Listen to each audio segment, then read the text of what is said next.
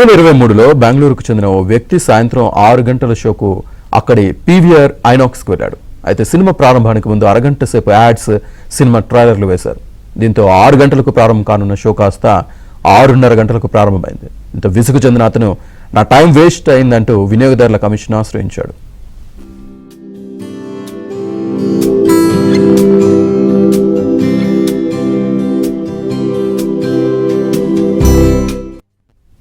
తన టైం 25 నిమిషాలు వృధా అయిందంటూ ఆరోపించాడు. అరగంట సమయం వృధా కావడంతో తన షెడ్యూల్ను క్యాన్సిల్ చేసుకోవాల్సి వచ్చిందని వాదించాడు. యాడ్స్ వల్ల ప్రేక్షకులకు ఎటువంటి ఉపయోగం ఉండదని దావాలో వేశాడు.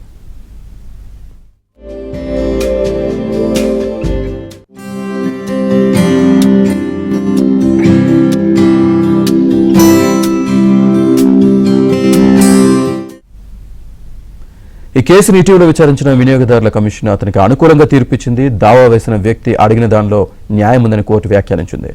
టైంను డబ్బుగా పరిగణించి ఆ వ్యక్తికి నష్టపరిహారం కింద 65,000 చెల్లించాలని పీవీఆర్ ఐనాక్స్ను ఆదేశించింది. దాంతోపాటు 1,00,000 జరిమానా కూడా విధించింది. అయితే ఇందులో బుక్ మై షోకు ఎటువంటి సంబంధం లేదని కోర్టు చెప్పింది. బుకింగ్ ప్లాట్ఫామ్ కాబట్టి యాడ్స్, స్ట్రీమింగ్ మీద దానికి ఎలాంటి సంబంధం లేదని తేల్చింది. కాబట్టి బుక్ మై షో ఎటువంటి డబ్బు చెల్లించాల్సిన అవసరం లేదని చెప్పింది.